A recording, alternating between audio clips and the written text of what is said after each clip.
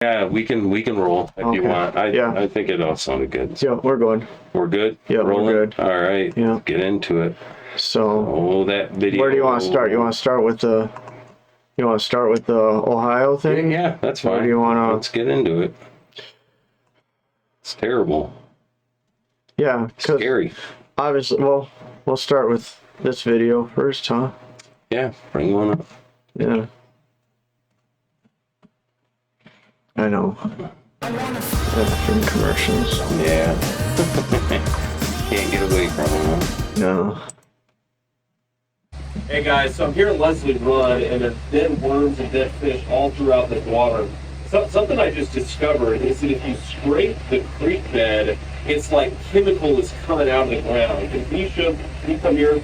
And let me just show this to people. I don't know if you're going to see this on camera, but watch this. Just see that chemical pop out of the creek. This is disgusting.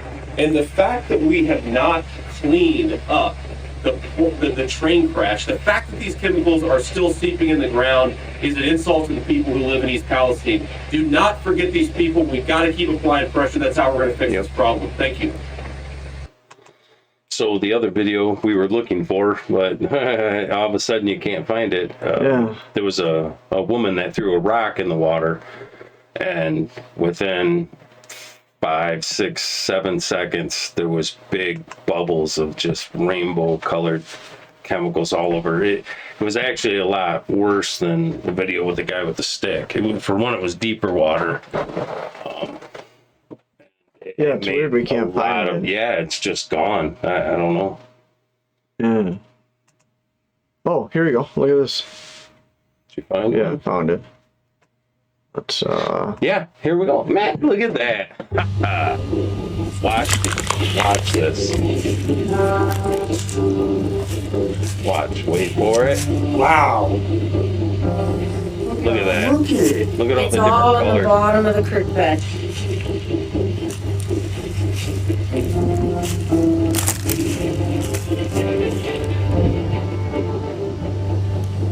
That is nuts. But they burned all the chemicals off, Yeah. right? That's what I heard, yeah.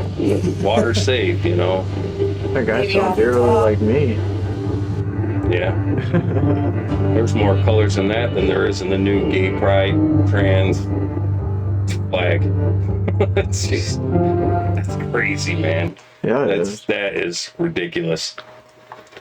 And that was barely stirring up the bottom. You know what I mean? She threw a rock in there. Right. She threw a rock in. Right. And within a couple of seconds, the whole surface was just glimmered with every color in the spectrum.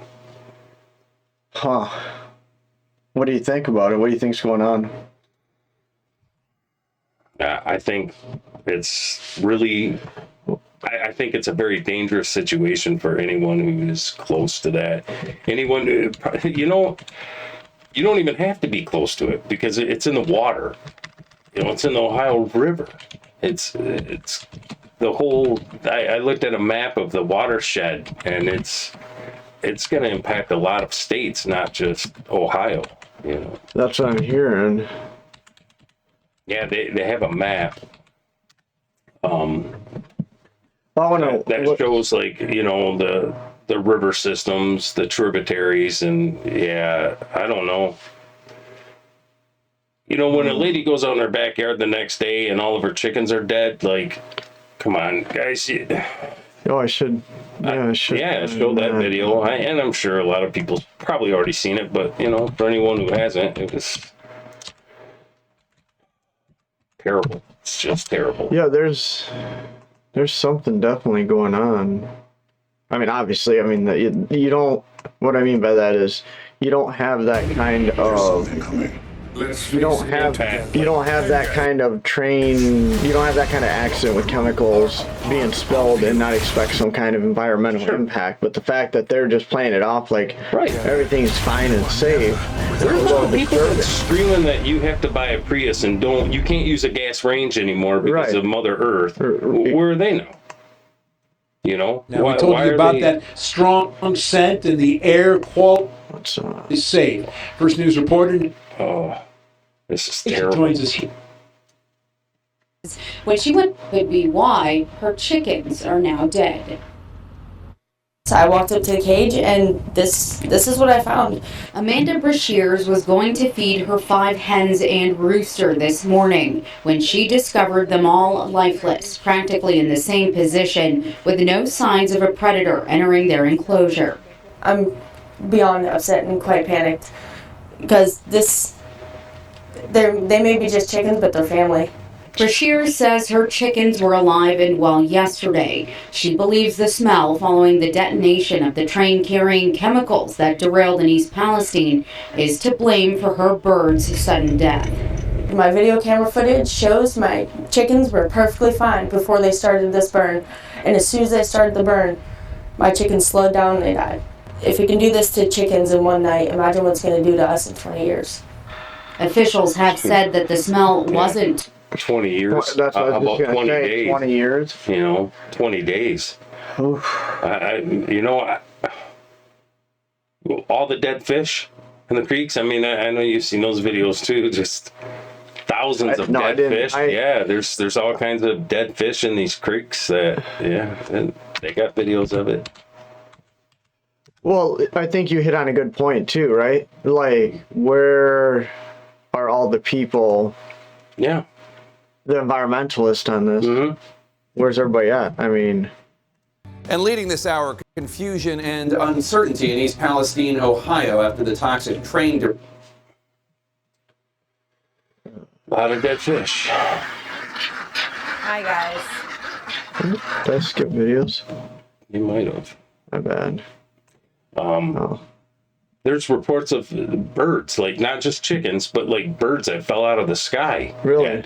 Well, I mean, that's with just that in much, the air, with right? that much, It makes sense. It would hit the bird. I think that or one anything else. The one video, they were like, "That's not storm clouds." Right.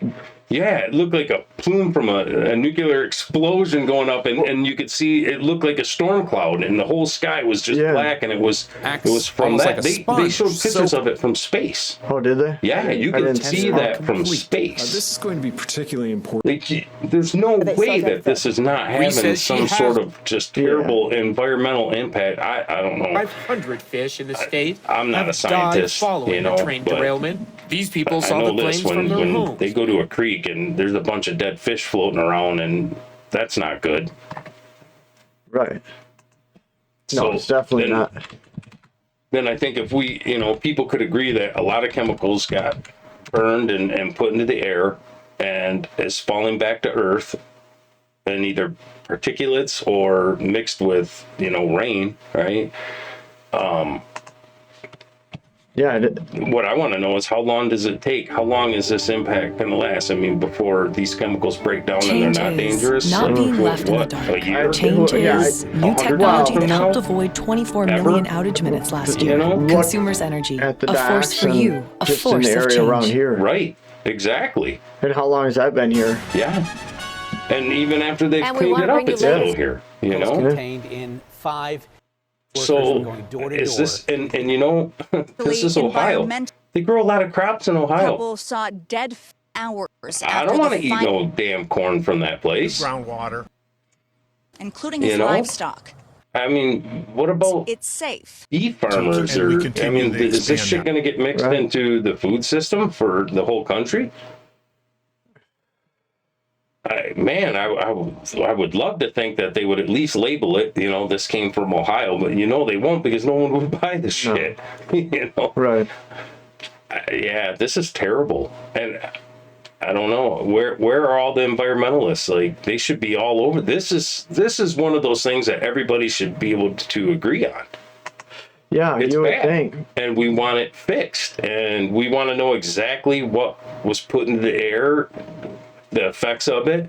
How long does it stay in the soil? I could see, I heard someone talking about the chickens that, they're lower to the ground, and these particulates are heavier than air, and then they scratch around, they eat the grass, this shit's covered, so it would make sense that they would die before humans, maybe. The blue canaries, right?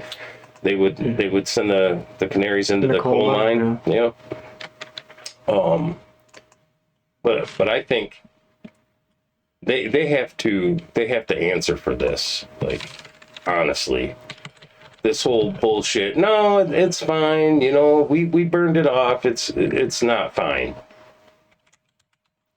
When you can see the chemical plumes in the water, like, okay, so I want to know how much topsoil does it take to filter this out? Right.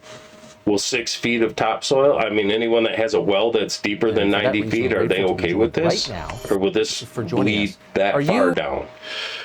Town. You know, we need scientists out here testing this shit and telling people facts. Presence. Right. You're getting the sense that anybody going from the Department of Transportation. Part of it is and then it makes you wonder, like, part of it is they just don't know, right? Right. So say that. We don't know. We're sending scientists there. We got to test this shit. Get everyone out of the area right now until we know whether it's safe or not. But at the same time, I want to know how they decided so quickly to burn it. Right. Well, the report, at least the one I heard, was they were afraid that the tanker would explode and there'd be shrapnel. So it was better to do a controlled burn. I don't know. You know, to me, I don't trust any of it. Right. When they said it was fine, this is safe. I mean, obviously you don't want to breathe in the smoke, but once it's up there, it's all right. Nothing harmful. And then animals start dying, and it's in all the creek beds. Like, yeah, how much? I don't know. I don't even think you need a tinfoil hat to look at this story and say this is bullshit. This is bad. Yeah, it's definitely bad. It makes you wonder, though, how much CO2 was released into the atmosphere. Yeah. Well, what's the carbon footprint from that? Right. You know? Right.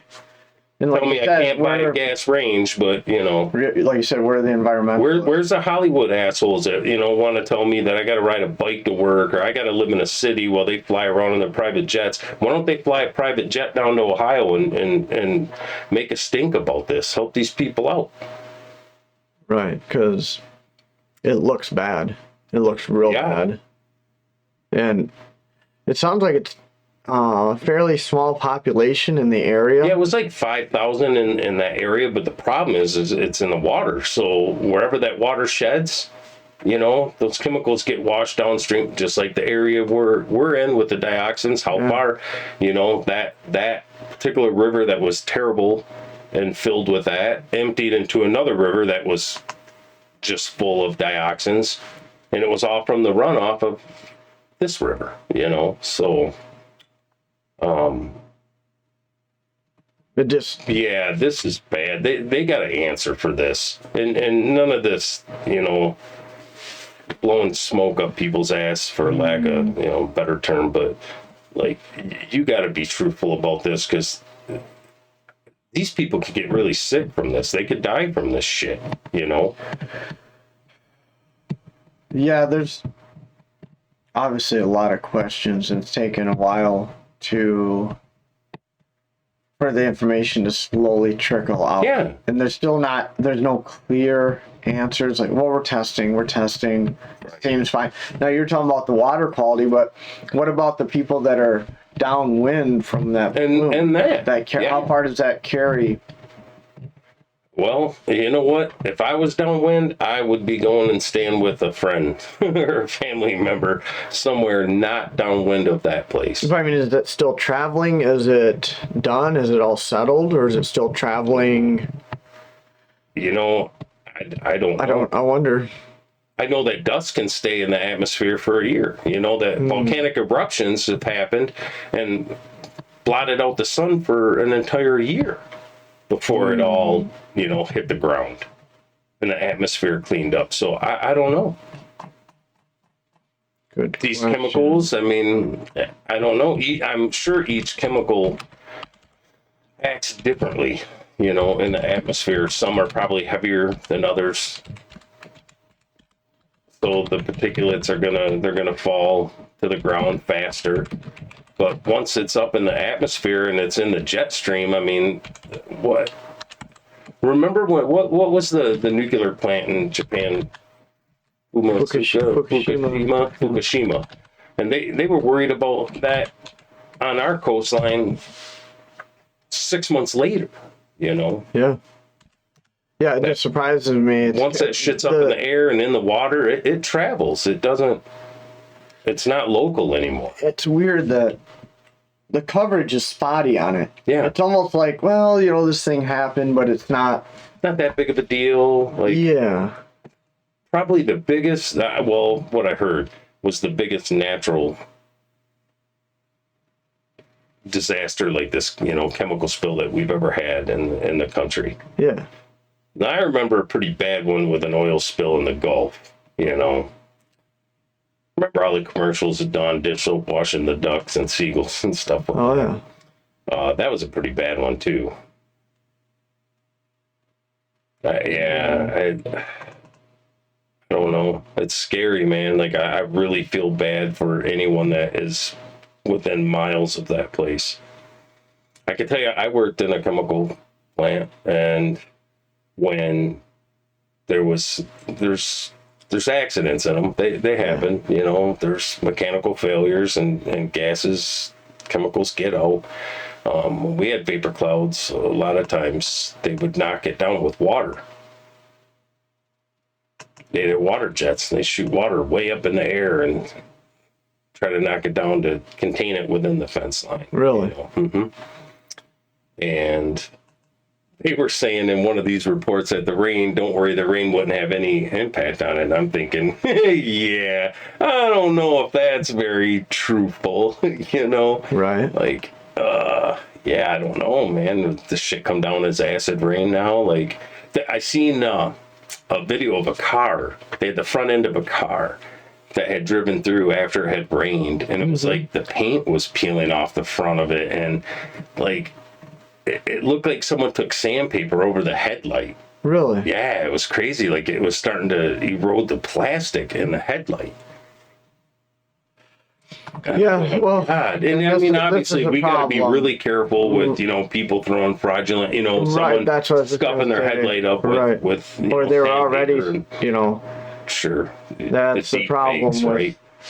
But that's the problem. I've seen it reported on more than one media outlet. So, yeah.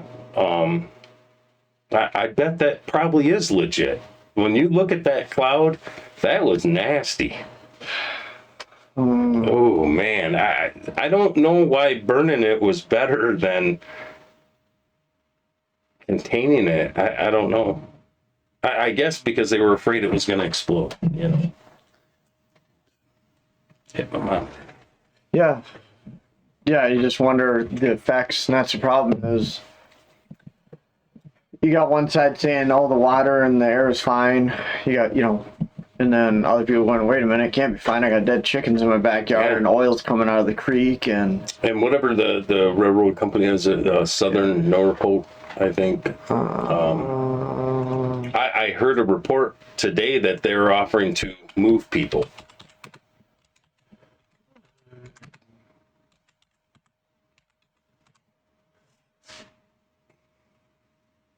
Really? Let's see. Yeah, see what it brings up. Let's see. I read it. Today. Let's see.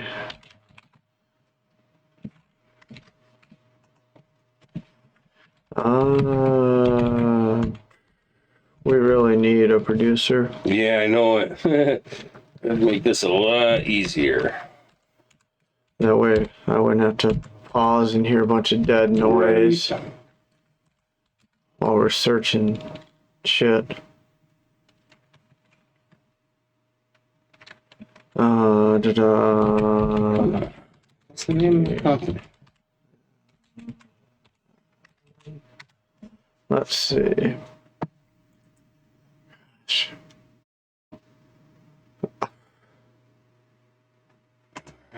Gosh, you think it'd be a lot easier? Because we also have one here in Michigan right now. Oh, we do? Yeah, that just happened, and it was the Norfolk Southern. Okay. That's who it is. It's just the same company. There, you said one just happened in Michigan? Yeah. It is in Van Buren Township. So if you go to, like, a local, bring it right up, but yeah, there it is. No hazardous materials. Yeah, they're saying no hazardous material. That one of the tanks, it does have hazardous material in it, but it didn't spill.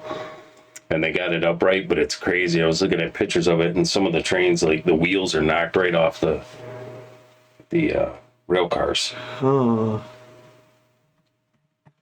And yeah, same company. I'm like, man, what is going on? Yeah, it is. It's feeling kind of. I wonder.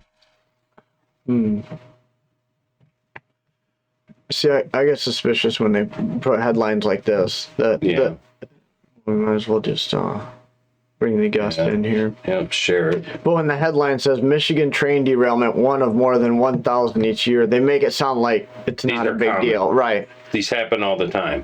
What is a train? What is a derailment?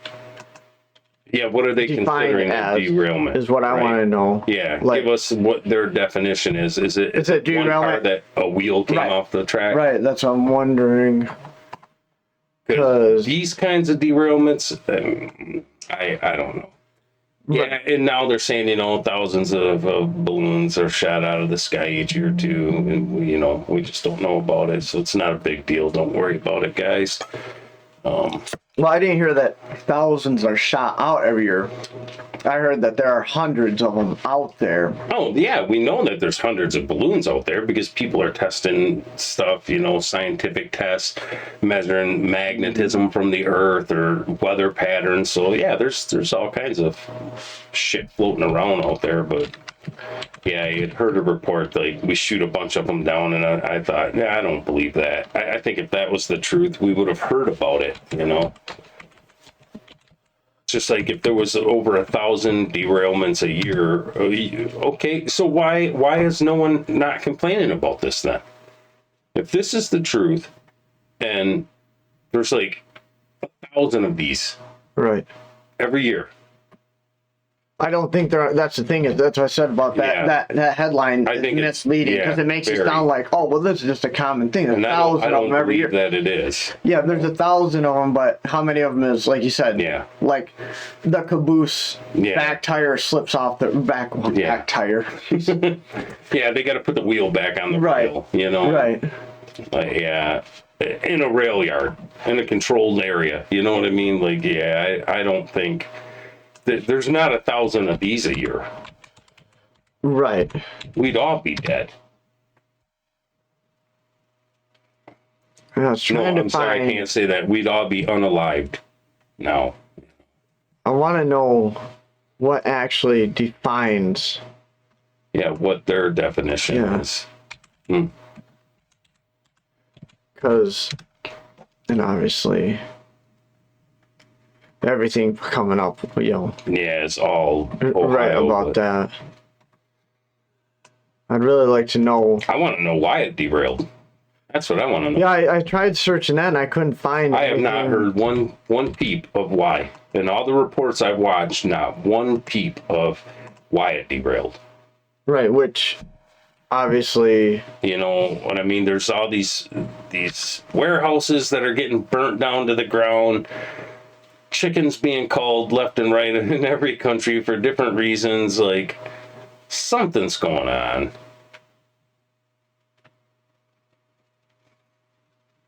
A derailment doesn't necessarily mean the train leaves the tracks. Yeah. That sounds about right. That's interesting. Yeah. Is there 1,000 of those a year? Sure. I'm sure there is. Yeah. We use so many trains in this country. Yeah. We transport so much shit by rail car. Okay, so I guess that's a question. How many serious because it says in there serious. How many serious derailments are there? I don't know.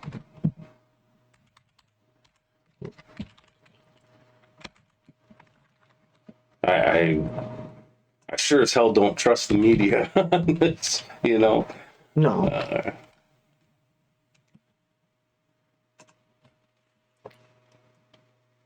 I want to know why it derailed.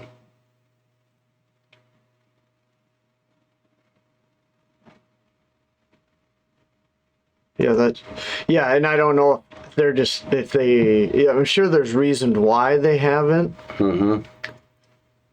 Yeah, I mean, I guess if they're investigating it, and can you derail a train on purpose? It's hard to. I actually read it. It's pretty easy to derail a train. No, I'd like to know how many serious derailments there are. I'm having a hard time nailing down a statistic that says, Yeah. When I was young, okay, and they said there's 1,000 every year. Yeah. Even that's hard to. Man, I really need a producer. Yeah, we need some more subs so we can get a producer in here help us out. Because I'd like to know. I'd like to. Man, I wish we had more time. This sucks when we're trying to do this. And I hate him in an awing while I'm trying to read and, Yeah, I know when I was young, I grew up next to the tracks. We'd goof off with the train. Sometimes they would come through real slow. Sometimes we'd put a rock from the side of the railroad tracks up on the rail, and the train would run it over, and you could grab it real quick in between the wheels before the next set hit it, and it would be like marble, just smooth, it's crazy, and then it would crumble and fall apart. I remember we were doing that, and one of the guys on the train caught us, really gave us a lashing for it. Who knows? Maybe that could have derailed it. I'm sure anything. I'm a stupid kid. Yeah. I just wanted to see what would happen if it ran over a rock. Well, anyways, so yeah, and I had read it's not real hard to derail a train, and it's definitely one of those things that's a terror tactic. If you're gonna go to war with someone, you hit them in their infrastructure, right? I mean, right now we got power stations being shot up all over the place. That's on purpose. That's not some natural event. When you say all over, how many power stations have been shot up? Look it up. I only heard of the one. The article I read, there was like 15 of them that's happened. And again, it also kind of alluded to this is kind of a common problem. I'm like, since when? Because I've heard it's been in like 4 or 5 different states now that they've had multiple stations shot up. Yeah, I'd only heard of the one. So and you got spy balloons and like I don't know. I heard today that Russia flew a couple of their fighter jets and 2 bombers over U.S. airspace in Alaska. So yeah, I mean, I guess if China can do it, why not Russia too, right?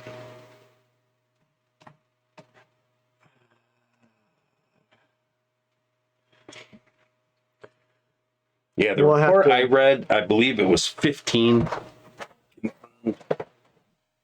that had been shot up. Now, look it up, guys. You know what? We're not a media channel, so no. This is for entertainment purposes. We're just a couple shitheads that decided to video what we do on a weekly basis anyways. Exactly. I want to... So yeah, do your own research and look it up, but the report I had read, it was like 15, I believe. And they were all like southern states, North Carolina, Tennessee. They were all Virginia, I think. They were a lot in the southern areas. But it's happening a lot. So you got to wonder, well, when you kind of step back and you start looking at all these pieces, like, do they fit together and make a picture? Yeah. I don't know. I think it looks very suspicious to me. Yeah, it can go several ways, right? Right. Because it can be, like you said, it could be terrorism, right? Mm-hmm. It could just be an aging infrastructure, right? Yeah. Or if you want to pass some kind of legislation, no better way than to... Right. you know. Yeah, the false flag narrative. Yeah. I don't know. Could be, but I think when you got Chinese spy balloons crossing the country, and yeah, I know the one they shot down, they now, the one that was over Alaska, I think they pretty much determined that was a private balloon from these guys that do experiments with it. I guess they've flown that balloon around the world multiple times, and now, you know, we spent almost $1 million shooting it down, but I hadn't seen concrete evidence. They said theirs was missing. Yeah. So, well, it was at the same altitude and the same coordinates as the one that got shot down. So, I mean, you pretty much could draw that conclusion to it. But okay, but you don't think? Okay, this is where things get. But what about the other ones? Well, this still gets weird, right? Okay. Mm-hmm. You, as a hobbyist drone enthusiast, have to have a license to fly a drone. Right. Okay. You can't fly it near an airport. The point I'm getting here is you're telling me that the government didn't know these people were flying this balloon. They don't have to report its coordinates. They don't. Yeah, I think the story's kind of weird. Like, for one, didn't they say it was in the area of the atmosphere it was, like, it threatened commercial airline? You know, airliners, like, so. Are we talking about the hobbyist balloon? The hobbyist balloon, yeah, because that was at, like, I think that one was at 40,000. I don't know. I'm trying to remember it out of my head in real time, but that's why they shot it down, because it was threatening the commercial airliners, right? And the area that was at, so that's why that was their justification of shooting it down. In the report I read, and I'm like, well, these guys, if they were, for one, like you said, they should be licensed. I'm assuming they have to report this shit to the government and be like, hey, and it's tracked with radar. That's what I'm assuming. So, you're telling me that our systems are so inferior in communication, so laxing that hobbyists can fly a balloon around the planet 7 times. And NORAD or somebody isn't tracking this thing, knowing exactly what it is. Yeah, because we know where every satellite in space is, you know, on the trajectory for the next 20 years. We know its path, right? But we don't know about a damn balloon. And then they were trying to say one of the balloons from a car lot and a used car lot, and they said, you know, like the big noodle guy and I said, no, that's not a balloon. That's got a fan in the bottom of it blowing it up. That's not full of helium. The balloons, because I was a car salesman too, the balloons we used were just regular balloons, like, you know, filled with helium. So I don't know what the hell kind of balloon they got from a used car lot. Like, I don't know, maybe the bigger lots in bigger cities have big giant ones or something, but you would think if they lost one, they would have said, or, you know what I mean? Even the pilot said, and this is where it just messes with my head so bad, because the pilot says he doesn't know how it's in the air. There's no visible propulsion system. Like, they don't know how it's flying. Right. Well, if it's a fucking balloon, that's how it flies, right? It's a fucking balloon full of gas. Right. It floats. I don't think you have to be an Air Force pilot to understand that. You know, most 6-year-old that you take to Chuck E. Cheese knows what a balloon full of helium is, and if they let it go, it's going to float away. This is where you got to be careful with the context of the conversation. Okay, you're automatically assuming ignorance on the part of the pilot. Going, I don't know what this is. There's no propulsion. No, I'm not saying ignorance. I think what's happening here, this is, again, media manipulation. I think they took out of context what the pilot was saying. He was probably giving feedback to his ship or his commander saying, you know, there's no obvious. There's no obvious. Well, no, there's no obvious propulsion. You know what I'm saying? Yeah. I don't think it's incompetence on the pilot part. Right. I think it's the media going, "Oh, he reported there was no propulsion." Well, no shit. He's just telling his commander it doesn't have a fucking engine on it. It's a balloon floating. But they take that snippet out of context. Sure, that happens all the time, right? We know that. And they say, oh, the pilot said there was no propulsion. All he was saying was there's no. What I thought was not that the pilot's a dumbass or anything. I think the pilot reported it correctly. That here's the thought: what if it wasn't a balloon? you know what? We got reports right away that, you know, one of them was kind of octagon shaped, and, you know, there was no visible propulsion systems. We don't know how it was flying. There's been reports for years of all these orbs flying around, UFO shit. Obviously now we're getting to the point where we believe it's advanced military equipment and not little green aliens doing it. So maybe, you know what I mean? Because hey, in Roswell, it was a weather balloon, right? That's what crashed in Roswell. You know, it was a weather balloon. They've been saying they've been blaming this shit on balloons for years. And now that they shot one down from China that we know was a balloon, you know, there's footage of it. Well, now they're all balloons. What if it wasn't a balloon? What if it was some sort of drone? And that's what he was reporting. Like, hey, you know, I see this object. I don't know how it's flying. We don't know how it's flying. If it was a balloon, even reporting, okay, here's a balloon, there's no visual propulsion systems, but you still don't say, we don't know how it's flying. You know how a balloon's flying. It floats. It's a balloon, you know?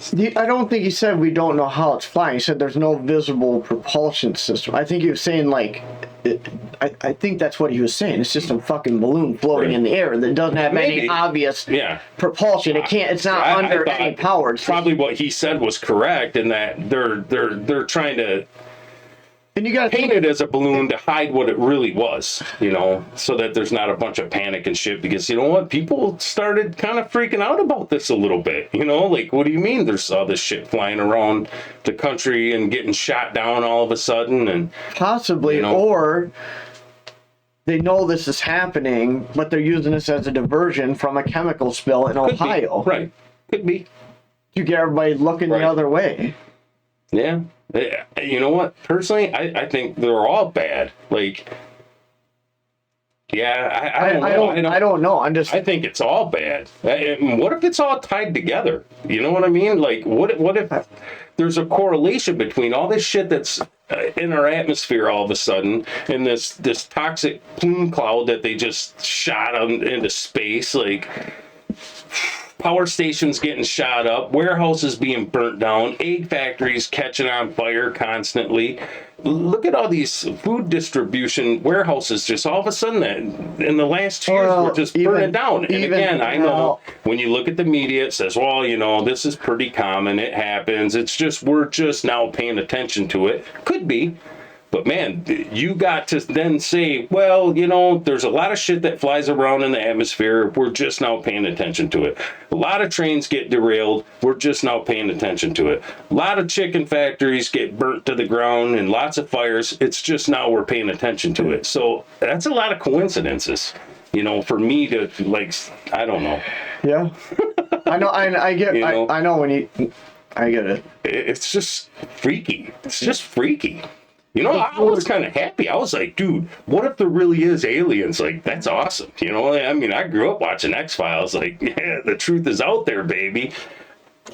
But, you know, truthfully, maybe they're just poking the bear. They're looking for our responses. Like, could be. When you look at how we're already bogged up in this Ukraine deal with Russia, right? Like, we've sent so much money and ammunition and ordnance over there.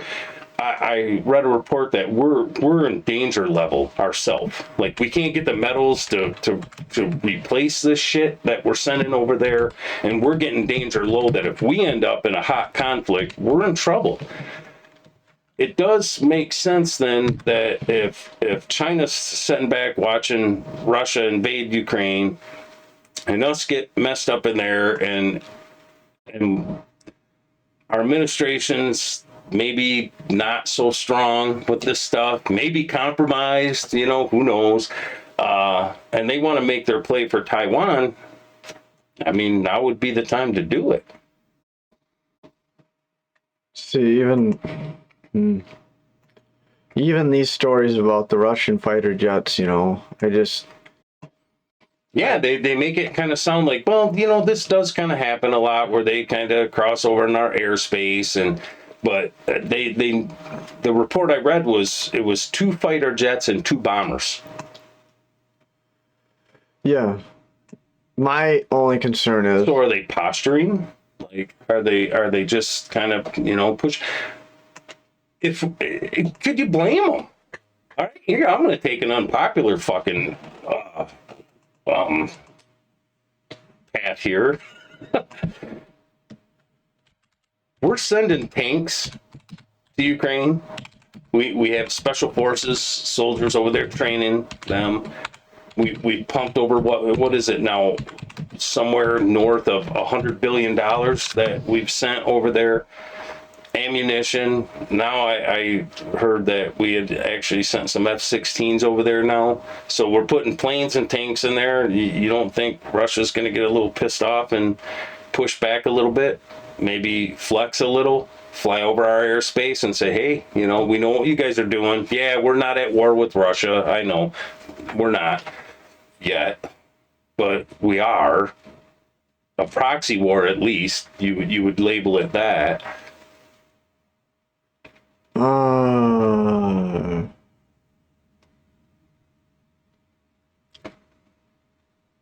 So I didn't want to get too far away from the. Go ahead. My only concern is people try to get us into wars. Right. Right? Like, oh, Russian bombers are flying, we have to respond. Right. There's a lot of money in war. Right. And you were saying, well, we're dangerously short. You're telling me that the bomb factories aren't running? Do we even make our own shit here anymore? I don't know. What was it, World War II, that a lot of the factories here transition to be able to make ammo and steel for, armor for tanks and stuff like that, because, we were at war and we didn't really have the infrastructure. I mean, we did, because the auto factory and, we were very industrial at that point. Where are we industrial now? Half our food doesn't even come from this country anymore. We import it. We don't make a lot of shit anymore, Now, that's might be an exaggeration. I know there's a big portion of it that's imported. I don't know. I've never even searched. I don't know if it's exactly half. It might be a third or something, but it was a big chunk of food. I was shocked. I'm like, how can we not grow enough food to feed our population? It was really surprising to me, because we have the land and the ability to do it. We're just not. It's like we can build cars here, we just don't. And then the report I said is, the report I read was, this is why this train derailment and this problem that we have with all this toxic shit now, this is why we let other countries build our shit, so when it happens over there. And it doesn't screw up our water, Right. Yes, that kind of makes sense, but... So you're telling me the majority of cars aren't still made here? They're assembled here with a bunch of parts that's made in China and Mexico and all over. Right. Well, that's cost savings, mean, yeah. I'm not saying they're bad people for doing business that way. The way we tax companies and shit, like... look, a business cares about profit margins. That's what it cares about. So if they can make more money by, having their parts built and shit in other countries and then sent over here and kind of assembled here, sure. But, the area we're in, this was like the big three area, right? And that it's not what it was when we were kids. When I was young, every adult male I knew worked in the auto factories. Right. Half of them now are not even on they're Chinese factories. Yeah, we definitely don't make what we used to. No, not even close. So, I'm curious. I shouldn't say, make. We still assemble. Yeah, we're assembling some shit, but you're not like we used to. You could drive through, there's cities here in Michigan that you can drive through and look at the plants, and half of them they're shut down. So we're not doing nearly the amount of that we used to 20 years ago. Right. So I wonder how much of this, military ordinance and shit are we actually building? That's a scary thought. That this is the stuff that's supposed to be to protect us. You know what I mean? Like, look at why is Taiwan such a big deal to us anyways? Because of semiconductors, computer chips and shit? Doesn't half of our military gear run off that kind of stuff? So that's kind of scary to me to think that we're so reliant now on other countries to build this stuff that we don't have the infrastructure set up now. I'm not saying we couldn't do it. Right. You know, I know that I read a lot of different reports that we were scrambling trying to build new semiconductors here so that we could build, because, you know, we're at risk if China invades Taiwan and takes it over. Like, we're hostage at that point. You know, a lot of interesting facts when you think about the, like you said, the manufacturing. Like, is it okay? Obviously, it's cheaper labor in other countries. Like you said, the environmental impact, that's all of a sudden their problem, right? Not ours, because our water's clean, right? Right, which it's kind of a dirty way ethical of doing it, but problem, right? Yeah, it's kind of eventually, that smoke still travels, right? Right. Damn. Watched a documentary that they did ice course in Antarctica looking for years of when there was volcanic eruptions, big ones, because you know what, the ash traveled around the globe. Like, yeah, so I get it. Like, a lot of their environmental impacts are local to their countries, but it's still, you know, it's going to get in the ocean, it's going to travel around, it's still bad, you know. I'm all for clean manufacturing. Like, I think we can do this. I know a local river that we have. When I was a kid, in the middle of winter, it was steaming, no ice. What was? One of the local rivers that we got. Oh. The big one. Oh. The big one in the area that it would not freeze. There was so much chemicals, and you know what? There was auto factories lined both sides of that river through 2 different towns, through 2 different cities, plus, you know, the ones upstream from a different river. And we know this to be true because they had to go through and eventually clean up the dioxins in the river. They tried to, and they got them knocked down. But, you know, and they did clean the river some. Eventually, it started to freeze, you know. And then there was times where you get a foot of ice on that river. But when I was young, I remember middle of February, just steaming. And the river stunk. It smelled like chemicals. I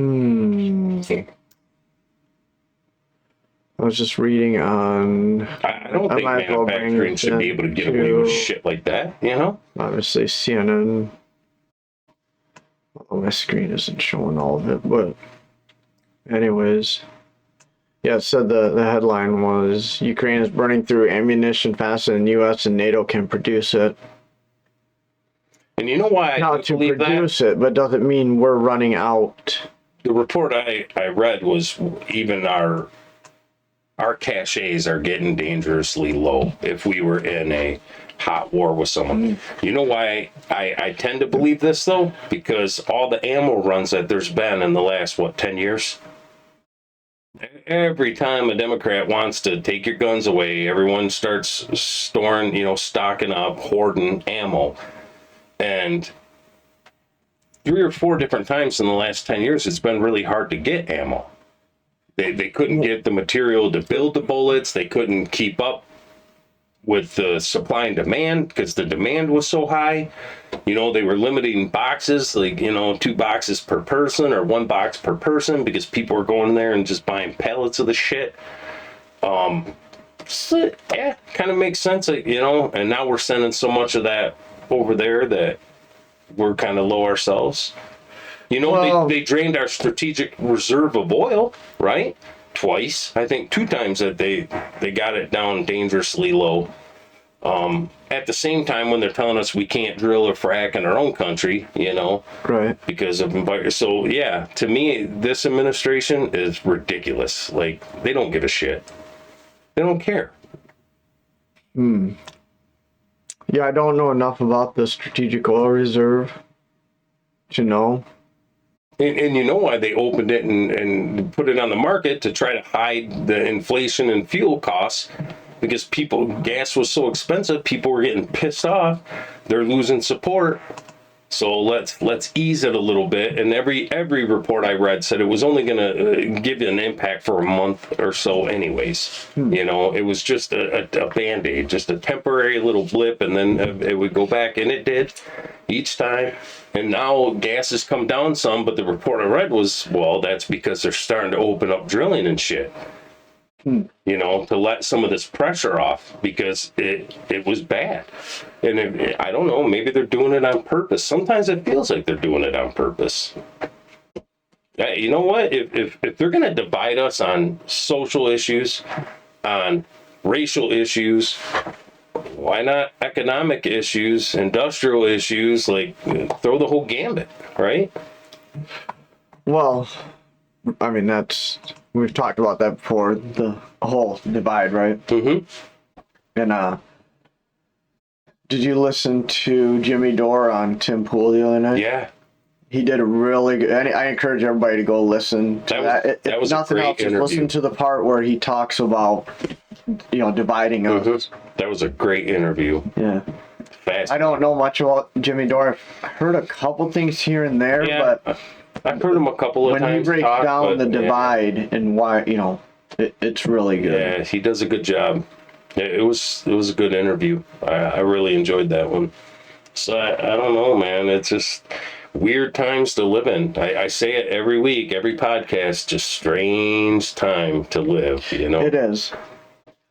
And is there some of this that we're just paying more attention to it? I'm not opposed to think that might be some of it, but man, you would have to assign that definition to every one of these categories. That starts to look kind of weak at that point. Like, yeah, this isn't, we're just paying attention to it. This is kind of unique, unique times right now. There's a lot of things going on, and our government's not going to tell us, and I don't expect them to tell people the American people every little thing that they're doing, right? They need some secrecy to keep it out of the hands of, potential enemies and stuff. I can respect that. But I don't know, when you got a giant cloud of black toxic smoke and birds falling from the sky and fish dying in the water and people's livestock being found dead in the backyard, like, you owe it to the people to tell them the truth of what's going on, exactly what step you're taking, every step all the way through this. You need transparency, not this shit like what happened with the COVID thing, right, where no one could even talk about it and you weren't allowed to question anything, or they give you the firing squad. Like, this needs to be open and transparent. I agree. They could. I just feel bad for everyone out there. Like, this is terrible. Who knows, man? We might have contaminated that whole damn area for the next 100 years. The food processing thing, what I had heard though is, like, when they say that it's not that all of them burned down. It's just anytime there was a fire, they report it as a fire. Yeah, but trash cans on fire. Right. Well, then people run with it and they say, there's something bigger here, when in reality it was just reported to OSHA that there was a fire. And sure. So but there's a lot of videos now of these plants, like, on fire, like, not a trash can on fire, like, burnt to the ground, destroyed. And maybe there is more happening. And it was just weird with the chicken thing. Like, we culled so many chickens because of the avian flu, and then it was what country was it? I just read they just culled like 10 million chickens to save on energy. And then I got this report online. I was reading it, and they're talking about another illness going around that was gain of function, virus that has like a 60% mortality rate to it, and it jumped from chickens to ferrets, and that's how they test them, is with ferrets, because they resemble like human anatomy with lungs and stuff, the way it gets in the bloodstream. That's that's why they're killing so many chickens, and they don't want anyone to know it, but who knows? It just seems like there's chickens for, look, man, for the last 10 years, you could buy chickens for 50 cents a piece for chicks. And, we'll see. Stand by, guys, because I'm going to buy some chicks here soon. And we'll see. We're almost in the season where our stores are usually full of little yellow chicks and little baby bunnies. And I'll report back exactly how much they are. But I bet you they're $7-8 a bird. It's going to be interesting to see. Mm-hmm. That's my prediction. We'll see how close they get. Who knows? It might be $20 a chick, but. And that, I feel bad for that lady in Ohio now that she lost her chickens, but it's already hard enough to get eggs and are expensive enough that now she's now she's up a creek. Now up a contaminated creek. Now she doesn't have any eggs from her chick. And you know what? You can't just replace those chickens. No, it takes you gotta 8-9 months before they start laying. And you know what? Okay, so maybe she could find someone to sell her some adult chickens. What happens when you move chickens and put them in? They shut down. Sometimes they molt. It takes them a few minutes to kind of adjust before they start laying again. So it's not like she could just go and get chickens and still get her half a dozen eggs a day. That's sad. There's a lot of work into raising one of those chickens like that. So it's not a lot of work. It's just time. It's work. You got to keep the raccoons from eating them. You got to feed them, water them. Keep their water dishes from freezing in the winter. They're work. I mean, it's worth it. What I mean for the eggs and stuff, but it's not just like a dog where you let it run out in the backyard and do its business and it comes back in and lays at your feet.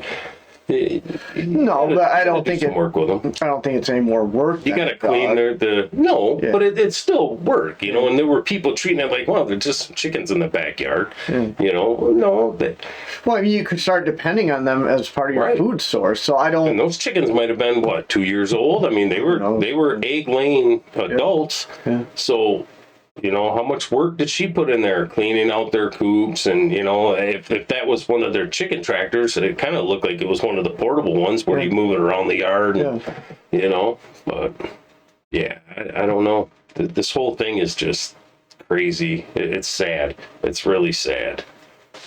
I feel really bad for everyone there. Just, thoughts and prayers for those people. I hope no one gets sick from this. I hope it's just the initial burst of it was just real strong, and it killed some fish initially, and it killed the chickens and some birds in the sky, and now it's starting to dissipate and wear off, and it's not so bad, and hopefully there's no long-lasting environmental impact. We'll see. I don't know. I think we're getting the truth on it. The list of chemicals that was involved changed a couple of times from the reports that I got. So I don't know. I don't. It's not. You're not going to know for a while. That's the problem. Is it's going to be at least months before you start getting a real answer. Oh yeah, at least months. And then years before you know fully. Right. And that's the sad part. I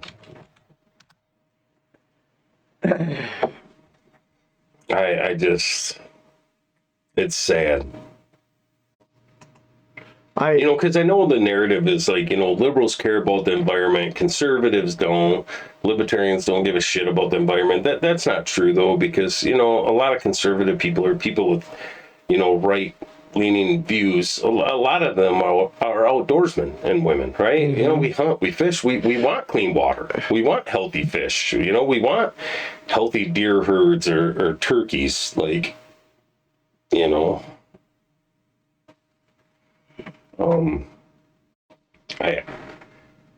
think this is one of the things where everyone should be able to agree on, kind of come together and just, I don't think anyone wants the planet dirty and contaminated. I don't. I want clean drinking water. And I want clean water to be able to fish in, I want to be able to catch fish and bring them home and eat them.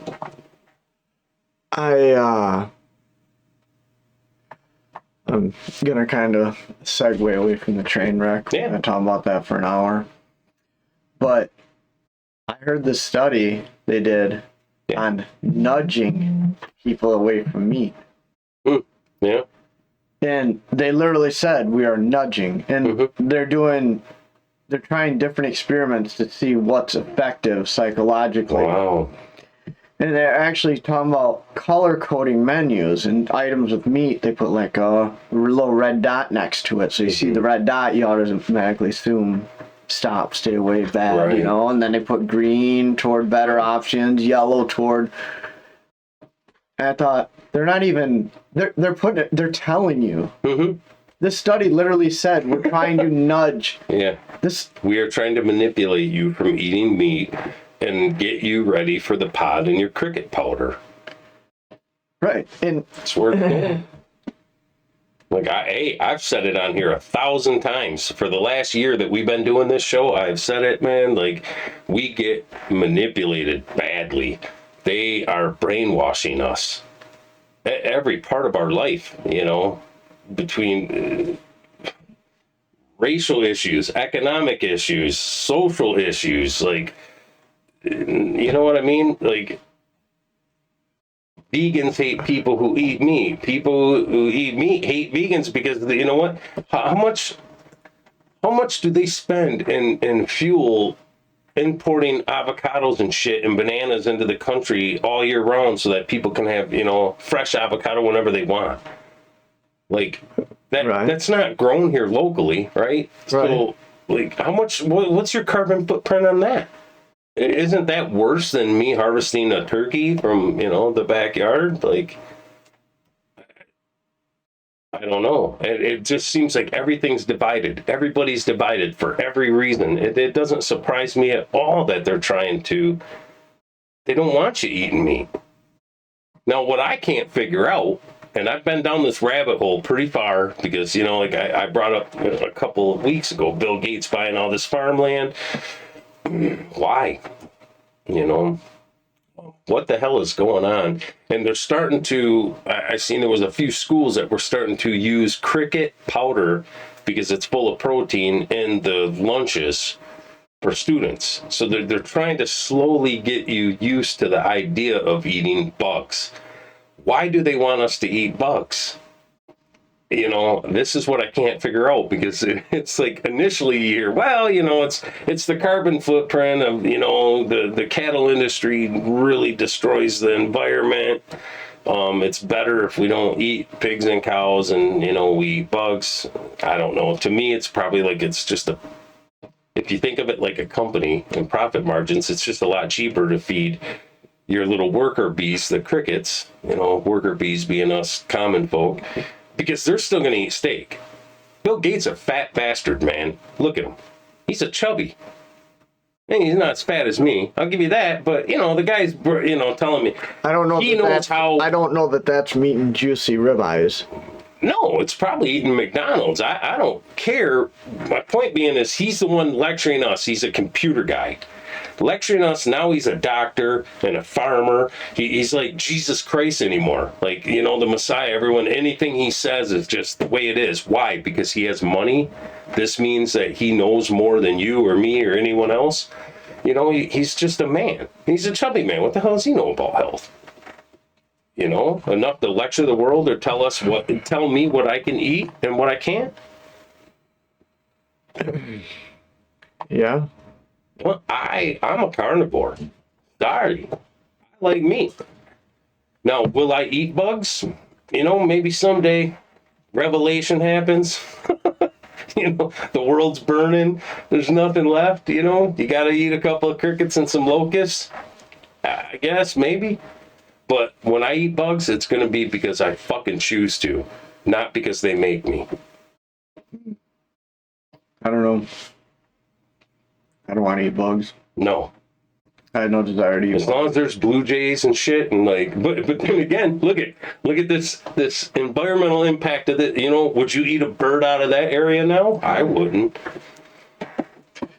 Right, but you're talking apocalyptic. You're talking. Yeah, I mean, sure, the book talking, of Eli, right? Like, there's nothing left but dust. Yeah. You know, sure. Then I guess, I mean, if it's eat the bug or die, but I just, like, you know what?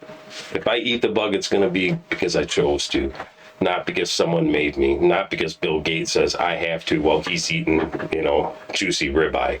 Yeah, it just bothered me when I actually heard the study, and it was on regular radio. Wow. On the car, and they were talking about. I can't believe they were just that open about it. Yeah. And we brought this up a couple of shows ago, how they don't even hide the shit anymore. People are you're in the matrix, man. They're doing this. Their dopamine hit. Oh, I got a new like. Oh, I got an OnlyFans now. Oh, I got a new subscriber. Like, and I do it. I do it too. I spend too much time in my phone on social media. Usually, and sure, my guilty excuse. Here's my moment of honesty. I'm going to bare my soul now. I said, well, I got to do a lot of research because we're going to sit down and talk about this, and it's not that we're experts, but we don't want to be complete asshats either, and not know what we're talking about. We're going to try to be as accurate as possible, right? Even though we're not like reporters, we still want to be accurate and give good information out.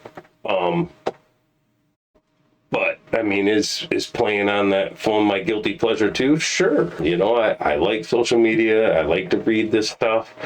I like politics, so I'm as guilty of it as anyone else. But to me, it just seems like everyone's so distracted. Like, now, look at Twitter lied. Twitter lied. They lied. They lied. They lied. We know they lied. They admitted that they lied. They were suppressing conservative voices. The Russian collusion with Donald Trump was a lie right from the get-go. It's been proven. There's still people that believe that the Mueller report, that there was some reasonable evidence that of course in the end it came out not true, but they had to investigate it because it looked pretty bad. No, it was a lie from the get-go. No one cares. Like, they admit this shit out right now, and no one even hears it. No one pays attention to it because we're in our bubble already.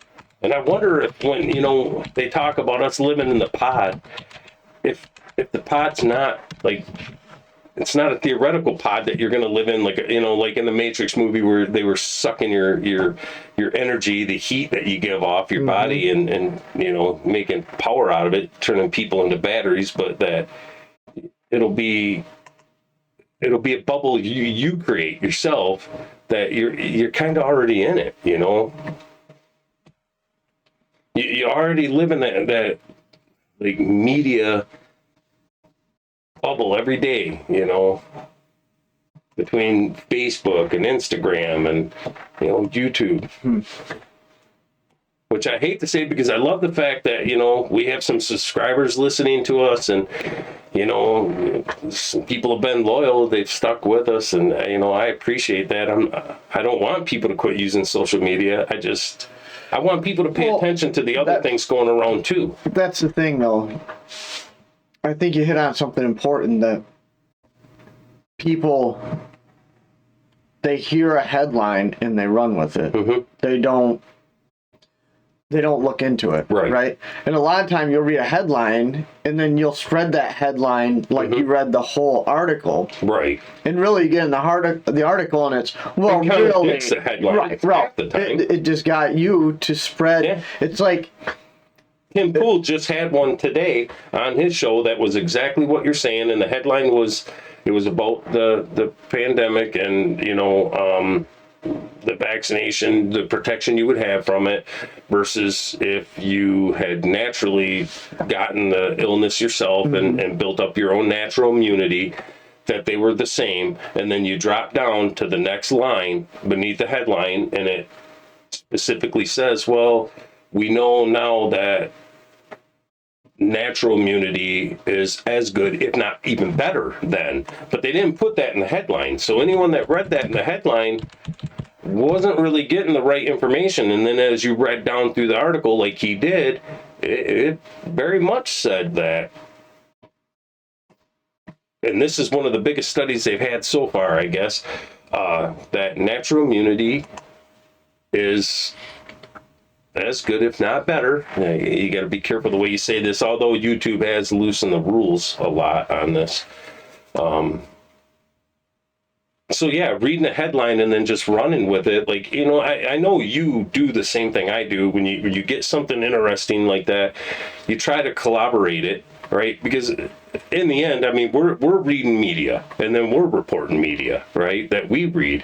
How do we know what's true and what's not? You know, you try to collaborate it on more than one news site, right? More than one source. I hate taking like shit to the bank that came from just one source, because that's burned me a couple of times.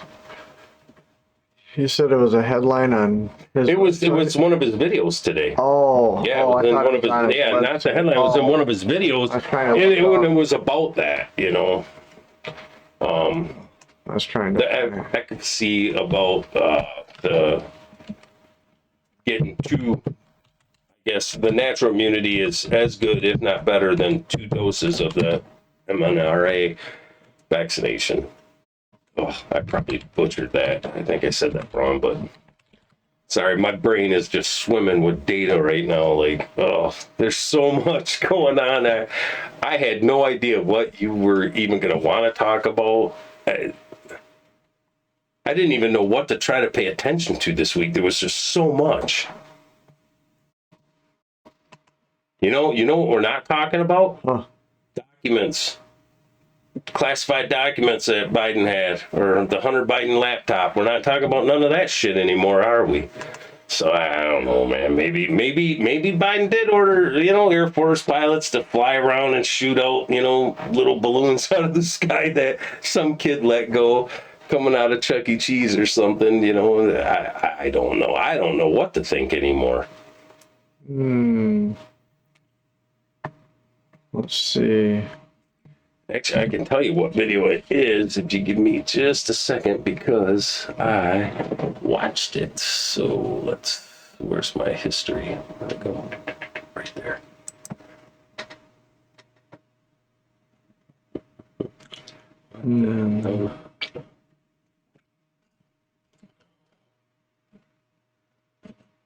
I'm trying to see.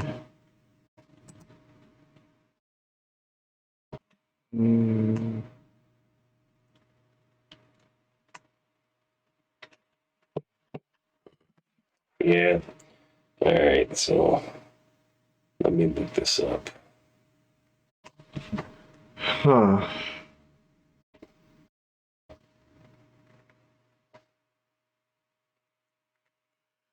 Yeah, I need more time too. So the headline is, NBC now claims natural immunity is better than vaccination. That was the Timcast today. He dropped that a couple hours ago, and he shows the headline in there and how deceiving it was, you know. So it's NBC now claims natural immunity is better than vaccination. But it was, and like, we're not trying to debate anyone about the vaccine and, you know, natural immunity.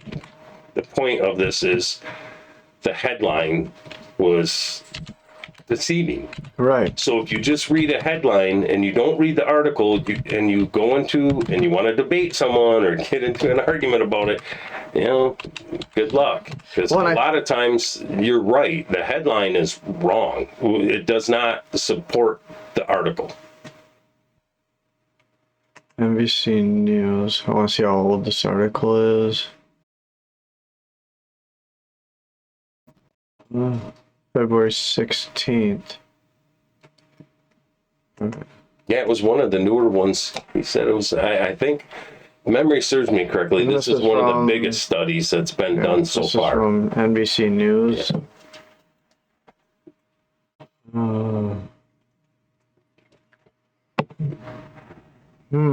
But he broke down the headline, and then it was like the first 2 lines of the article said something a lot different. It was like they were downplaying it in the headline, saying, well, they were the same. But then when you drop down into the article and read it, it's like, no, actually, this is probably stronger. That's what that study says. We're not claiming anything, guys. No. Like, I don't know. I'm not a doctor. I'm not a scientist. Some guy reading shit off the internet. That's it. We're just a couple of geeky guys that like to debate each other a lot, you know? Keep each other morally honest. If there is such a thing. Yeah, it's, I don't know. I can't say it enough. Strange times. I just never remember the world being like this. Now, I get it. The world's smaller now than it used to be. That's for sure. It is. And you got to take that into account. Yeah, right here. So the first line, the immunity generated from an infection was found to be at least as high, if not higher, than provided by 2 doses of the mRNA vaccine. But when you read the headline, that's not what the headline said.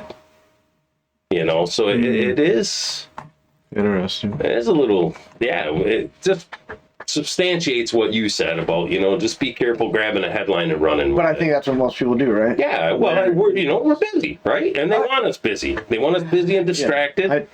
You know, this is by design. This isn't an accident. I think we're busy with the shit that, like you said, we get we don't get a dopamine hit from reading these articles and really trying to decipher the information accurately, right? No, you get a higher dopamine hit from getting a like on a picture that you posted on social media. Watching someone fall off their bike on a YouTube video, you know. I mean, there was, 15 seconds. There was a hell of a lot of them cat and zucchini videos. Right. God. And now everyone's TikToking and, you know, doing goofy dances and, you know, trying to get their fame and fortune out of it. So it's easier, right? You know what it is? I'll tell you. I'm going to tell you right now. Here's the secret. We're all a bunch of fucking narcissists. All of us. Ooh, everybody. I'd be careful with all of us, man. I'd be careful with that. Narcissism is in every human being. I believe it in my core. We are all, you know what? Maybe not at a dangerous level. I'm not saying we're all a bunch of spouse beaters and narcissists and gaslighters, but we all want, you know, the minute you get, if you're getting a dopamine hit because you picked up a new subscriber or you got, you know, a couple extra likes on a picture that you posted and you're going on Facebook and looking to see if you got any more likes on that, you know what, man, we're all narcissists. I believe it. I think if you are creating a video just to get a dopamine hit, just to get likes so you feel popular, yes. I think that's what if you're doing it to gauge, if you're using it as a measurement tool to measure the engagement, like, are people seeing what I'm trying to put out there because I'm doing it from a good place that I want to get more good information out there? Right? Yeah. If you believe the space is being taken up with these liberal, leftist, woke ideas, right? Mm-hmm. And you say, no, I want more good ideas out there with a balanced approach. You're trying to balance the scale. You're not doing it from a place of narcissism. Right. Like, I want my face out there. I want to be popular. But this isn't my only I'm saying I'm trying to change culture. Right. We want to have a good impact on culture. We want to give some pushback to maybe some of the changes we think are maybe not good or just not in the direction we want. I'm not even going to say they're bad. I'm just saying they're not the direction I want the country to go in. I want the country to go a different direction. I'm not going to say whether one's bad or good or whatever. They're just different. But this isn't my only media, right? I also have personal media that, and because the reason I say this, let me elaborate on this a little bit. I seen a study that said people, right? That community has exploded. That there was, I read yesterday, a whole class of girls in the same class went to get transitioned together. Like, there's a social component to this. I'm not saying that biologically this doesn't happen sometimes and like gender dysphoria, shit like that. But there, and what I found in this study that I read was, especially in broken families, this is getting to be really common that the kids, minors, are transitioning, and it's almost always, every time, from the mother. During a custody battle between the mother and father, that the mother wants the child to transition and the father doesn't. And a lot of times it's like what people would call the Karens, right? So the first question I ask myself is, well, why? Well, what is that about? And it's these moms feel special when they have I have a trans child, and when you start to watch the way they act when there's some Congress people that have trans kids, and just the way that they kind of speak, you could tell like that they're beaming a pride about it. They're special. Black people are special. They're special. They should have all these special rights because you're Mexican, or because you're black, or because you're trans, or because you're gay and lesbian. Everyone's got a fucking group that they belong to because they have to be special. Narcissism, man. Like this, I think it's just part of everybody. I think some people are worse about it than others, but I think we have to be careful and understand that we all have that in us, and the ability to become narcissists like that. You have to know that that potential's there, so that you check it, so that you are looking at yourself and trying to be morally honest, or keep your compass pointed right and true. And if you're blind to that, then this shit takes over you. You don't even see it happen. But and to me, that's the problem in the world right now, is everybody wants to be special. And you know what? No, you're not special because you're black any more than I'm special because I'm white. I'm not special. I'm just a guy, and they're just a person. Whether you're trans, you're black, you're Mexican, you're, Oriental, and you're really good at math, I don't give a shit. Just be good at what you're good at, and just be a person. Just be who you are. You don't, that's what makes you special, right? No one's any more special than anyone else. But everyone's got to belong to these groups now, and it's because it's feeding that. And it has to be. Why these middle-aged, middle-income moms are just freaking out about, pushing their kids to be trans. And it's to be part of the club, so that, they feel that. This is why people who, during the pandemic, if you weren't wearing a mask, and the people that were, like, this is why the tribalism happens. This is why these divides happen. Because, you know what? We're doing the right thing. It's not about protecting me. It's about protecting my neighbors and protecting my Mima, So I'm going to wear the mask, and I'm going to make you wear it.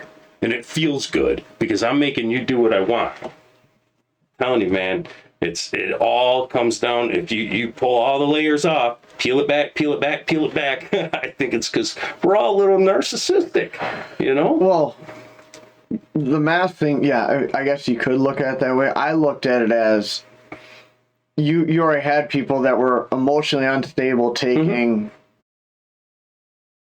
back, whatever. I don't even know. Percocet, whatever, yeah. Right? They're already emotionally unstable. Right. And then they get scared to death by all the news reporting, right? And then they're isolated in their house. Right. And then they go in the store and you're not wearing a mask, and they're doing the right thing and they're scared.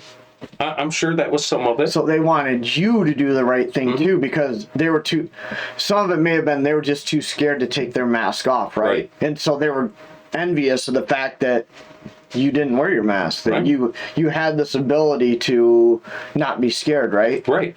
And they're so emotionally unstable, they thought they were going to die without it. But even now, with all the studies, you still have mask culture. That, you know what, you want to wear a mask? I'd be wearing one in Ohio. Just saying. But you still have a culture of people, even though, like, they got study after study after study that's showing you, 12 to 15% efficacy. Man, I can never pronounce that word right.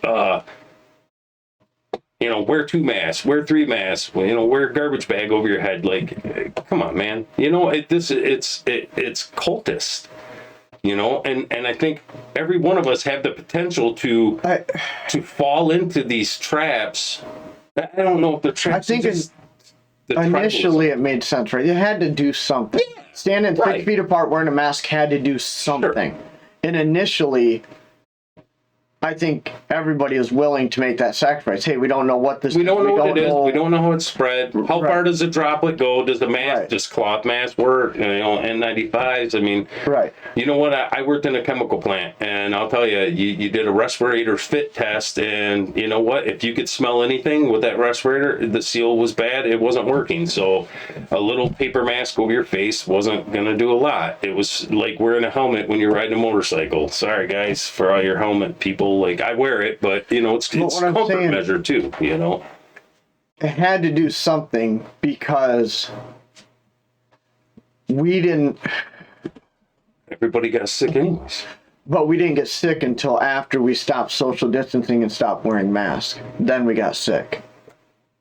I don't know, man. I knew a lot of people during that got sick when everybody was still masked up. I guess maybe, spraying down your box of Wheaties with Lysol and the disinfectant wipes on everything. Maybe. I don't think it transferred like that. I don't think that's how people got sick. I think it just, once we got close, like you said, people, while we were still social distancing, but people still went to family events and they weren't at Christmas with masks. And then half the people didn't wear the mask right anyway. So I just, But what I'm saying is, it had to do something. Well, I think the study showed 12 to 15%. It did do something, just not much. Like you were better off washing your hands, was what they were saying. Just like with the flu, like wash your hands. You're touching surfaces, you're standing around people, wash your hands and don't stand too close to people, right? Don't let people spit on you, I guess. But I'm not saying, but I'm not, okay. I guess we won't know for sure for probably years. I want to make sure I make this very clear. I'm not saying it should have been mandated. Right. I wasn't anti-mask. I was anti-mandate. Right. If you want to wear the mask, wear it. I don't care. I wore it for a while. Because I didn't know. That's what I had a problem with, was them saying you have to. You can't go into the store without it. You can't, you know what I'm saying? Yeah. You can't go into this restaurant without it. Sure. Those are things I had problems with. Yeah, I was anti-mandate. You know what? Give people the chance to do the right thing. And I still am an optimistic person, and I believe the majority of people will try to do the right thing. They don't want your meemaw getting sick and dying, you know what I mean? But you can't tell me, like, these are the people who are most at risk, so let's take all the sick people and dump them in nursing homes around these people. But you got to wear a mask, and your 2-year-old has to wear a mask who's not going to keep the mask on. You know what I mean? They don't even have the brain capacity to understand, like, they have to wear it. Even now when I take them to the doctor, you don't have to wear a mask so you're back with the doctor. And then he's pulling my mask down, and I make the joke every time, quit. They're going to throw us in jail. And then the doctor laughs, like, leave the mask alone. He's yanking it off my face constantly. But the point is, though, is that people, they get in their groups. You know what I mean? And I think it's because deep in us, all of us have the potential to be a narcissist, at least some. And well, I don't think people work on themselves enough. Right. Because if there's one thing I've worked on in the last couple of years, it's crushing my ego. Yeah, that's hard, man. Not as hard as you might think. If you do really difficult things, cold shower in 48-degree water for a year. Run outside. Run outside in shorts when it's 9 degrees. Right. Do difficult things. It'll put your ego in check. Be disciplined with your diet. Fast. Do these things. Yeah, fasting's good. Talk to your doctor. I'm not a doctor. Right. I'm not a health professional by any means. But I'm saying, when you start doing these difficult things, it starts putting your ego in check for you. Yeah, I can see where that helps. I think checking your ego is it's one of the difficult things that people really struggle with, because I think, we're all inherently kind of egomaniacs. I think we build up in our head that we're something we're not, right? And doing these difficult things puts that shit in check. It's like, oh, wait a minute. I thought I was tough, or I thought I was badass. Well, I think the world has kind of went that way when participation trophies, everybody's special, everybody has an ego, everyone's famous on TikTok. You know what I mean? Like that, we're being brainwashed about that. I think if you went back 40 years ago, men didn't have the egos that they do now. I think it was different. And I think it's media. It's nudged all the time. And I think it's to keep us distracted and, getting that dopamine hit, be a little drug addict to your dopamine hit, because then you're not paying attention to the things that are really important, like checking your ego, I agree. I think we're all a bit egomaniacs, sometimes. I can be, I try real hard not to be. I've tried real hard. I'm like you. I'm on my journey too, right? And sometimes they're similar, what we're going through. Sometimes they're a little different reasonings or goals, but in the end, I'm on a journey to be a better person, like you are. And to do that, I've had to get to know myself better, and. You got to be able to call yourself out on your own bullshit and recognize it. Yeah. Recognize it and call yourself out and stop yourself when you start seeing that you're starting to go down that path. Right. Right? Instead of trying to justify things. Yeah.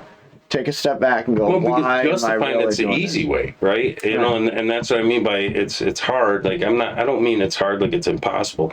I mean it's just work. It's otherwise being a good person wouldn't mean shit, right? Like being married. If it was fucking easy, it wouldn't matter. It wouldn't be special.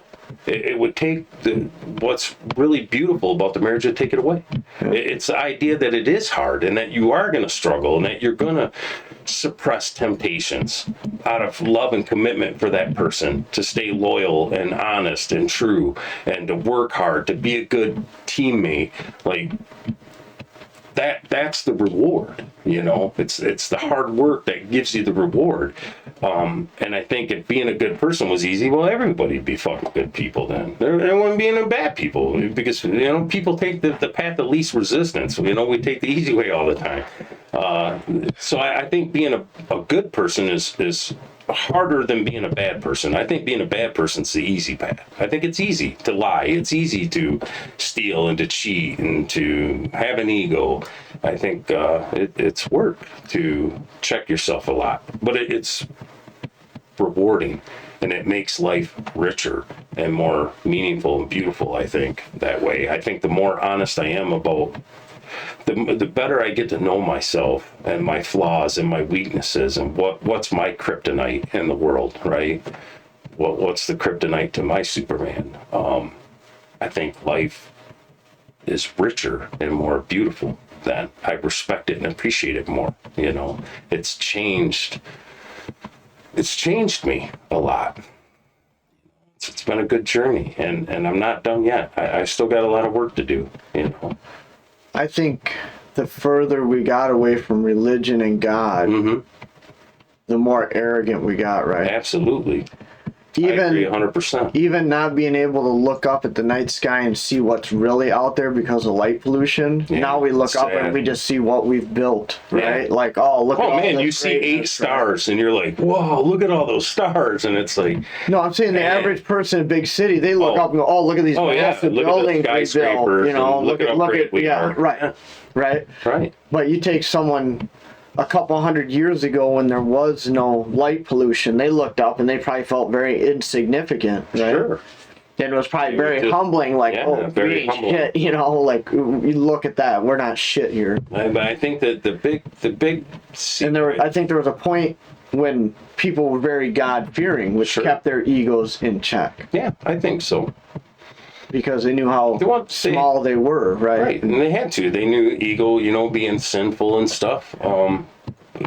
But I guess, in the end, no one deserves to go to heaven when they die. You know, per my religious views, beliefs, Christ wouldn't have been crucified if there was any other way to go to heaven, right? So, I mean, we're all sinners, but some are worse than others, and I agree 100%. I think before was probably a lot more humble. You know what? You couldn't just go to a box store and buy avocado from around the world that's, you know, out of season, right? Like, you ate what you grew yourself. You had your own farms. A lot of people. Now, there were cities that you know, would import grain around the world. You know, the great civilizations. There was lots of trade between Rome and Egypt. You know, grain. Egypt gave Rome lots of grain. Like, Rome could have never fed the people, that population, if it wasn't for Egypt sending them crops.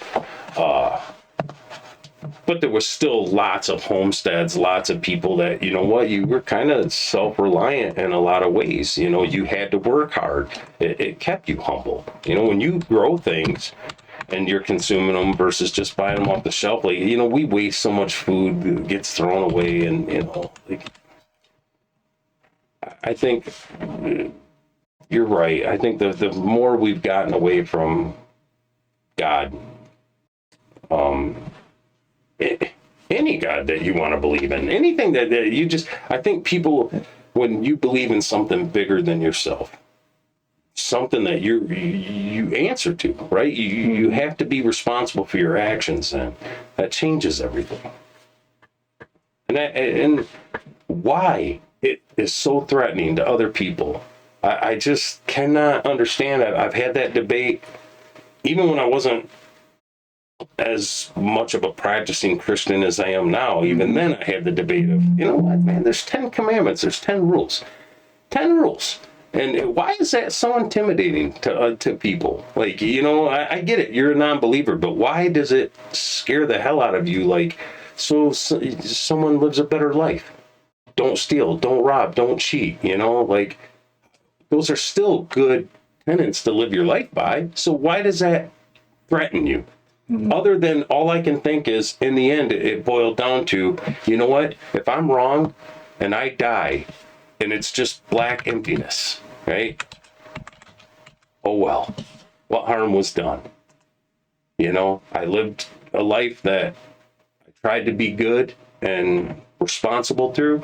And in the end, you know, I was wrong. It was a big scam, and, you know, I'm nothing now. You won't know the way. Right. What if I'm right? And this person lives their life selfishly, greedy, and then they die, and you know what I mean? So in one way, like, so I can see, I guess, where that might intimidate you, because you don't want to believe in it, because you don't want to be responsible, you know, because in the end, we're a bunch of fucking kids anyways. We don't want to listen and do what we're told. And then you live your life of just, you know, not answering to nothing and being irresponsible and wrong and bad and doing bad shit. And then you die and, you know, you end up in the lake of fire. Like, I don't know. All I can tell you is, me personally, I'm on this journey. It's been an adventure, man. Like, I'm really enjoying getting to know myself at a level I didn't even know was possible, you know. Oh, you brought him up. There you go. What's so bad, you know? I don't know. I wonder why it's so hard to follow 10 simple rules, and it is for everybody. Mm-hmm. Nobody follows all 10, right? No, we're all, that's what I meant earlier, like, we're all sinners, right? Even the best of us are sinners. Even the best, you know? Like 7 out of 10 days. You know? Yeah, right. You know, I go to bed every night and I ask for forgiveness for the you know, the shortcomings I had through the day. Mm-hmm. You know, the slip ups I had. You know, like, you know, one of my famous words or sayings. You know, I got it from my grandmother's. Jesus fucking Christ. You know, you get mad and you say that, and using the Lord's name in vain, and man, breaking that habit, that's been rough. and not saying God damn it and saying, you know, God darn it, and you know, I'm coming up with alternatives, and I've been saying them enough now that they're starting to take the place of those, you know. But yeah, there's been some times I've slipped, and dear Lord, sorry about that. Yeah, it's hard to follow those 10 rules all the time, and if we could, if there was a person that could, he or she would be the perfect person, and there was only one person that was perfect like that. I don't. You know? I'm sure there's people that follow these because they're not that difficult. I don't know, man. You know, sure, not killing someone. You know, don't murder someone. Okay, you know, honor your mother and your father. You know? Yeah, you know, shall not commit adultery. You know, the God. No, we know that's pretty fucking hard. You know, you will not make idols. That's probably a tough one. You will not make idols. Don't lie. You know. Because you know what, and like I said, I didn't even think I was really a dishonest person. Like, I shoot pretty straight. I tell you what I think, and I mean what I say. But what I never really configured into that was, you know, the little white lies you tell, and like, you know, oh, I don't want to hurt this person's feelings, you know. Yeah, I found out like that's a little harder than I thought, you know. Yeah, the false witness against thy neighbor, that's a good one. That happened a lot. You know, leave your neighbor's wife alone. Well, you know, we're not so good at that either. Right. Some of us are better than others, you know. So, and like I said, if they were easy, everybody would do them. Everybody go to heaven. There'd be no Christ. I mean, what the hell would be the meaning of it all? You know, it's the hard work. It's hard work that gives you the reward. And what we've been telling people for the last 20 years is don't work hard.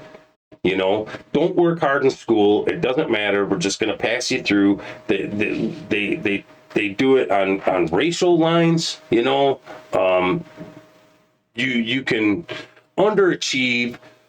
We're going to push you through. This whole system's a construct of the white man anyways. You know, being on time is racist. Working hard is racist. The whole country's racist. The whole world's against you. You know, just we're going to give you reparations and money. And you know what I mean? Like, everything is participation trophies. Don't compete. Don't work hard. You know what? We don't want no one to get their feelings hurt. What about that school that just had all those kids that tested really high, and they suppressed the test scores because they didn't want the other kids to feel bad, and they screwed these kids out of getting into the colleges that they wanted. And it's like, wow, they've been doing it for 3 or 4 years. Like, that's terrible, because you don't want someone else. Here's a thought. You know what? If you're not doing that good in this, work harder. You know, work harder. Because in the end, that's the reward, is the achievement. Working hard and achieving something. And I think that over the last 20 years, probably, we've been just slowly just like weakening people. You know, you're weak. When you start looking at everyone and all you see is the color of their skin, you're weak.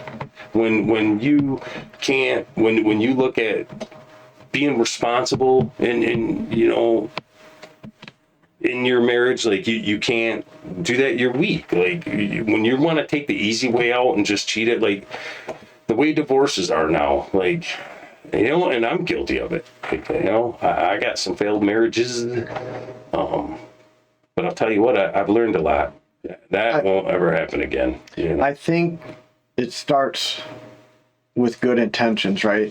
Like the Little League thing, right? Like we want these kids to feel good and not feel bad, and we want them. We don't want anyone bullied and picked on. I'm saying, like, we want them to play in the future, and if they're not real good and they lose all the time, they're going to lose interest in it, and they're not going to participate in the sport. So I think it starts from a place of goodness. Like, but I think just it's trying wrong, to though, be because maybe good. that kid wouldn't play baseball, but maybe he'd play guitar.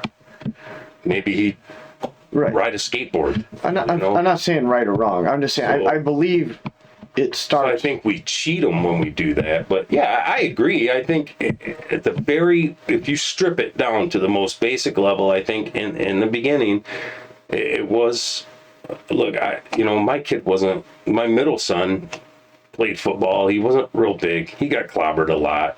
He just probably was not going to grow up. He was over a 10-pound kid when he was born. I thought for sure, I told everyone there, that kid with the big head, like, yeah, man, linebacker for sure. And then he just never grew after that, right? So he got smoked a lot in football. And, I thought, yeah, he's probably not ever going to play college ball. But you know what? By the time he was 12 years old, he was a black belt in Taekwondo. Like, he was excellent in martial arts. He was good in wrestling, really smart in healthcare. Like, driven, got a bachelor's degree from a big university, smart as hell, football wasn't his path. It wasn't going to be for him. Now, I remember being in the audience and going, man, I really want him to hit a home run in Little League, I want my son to be the best player out on the field. I played football. I'm a big guy. I played football. I wanted him to be a good football player. Just wasn't his thing. He'd probably kick your ass in disc golf or something, though. You know what I mean? Right. So I think we needed to be honest. I get it. I understand. All I'm saying is I'm not saying right or wrong.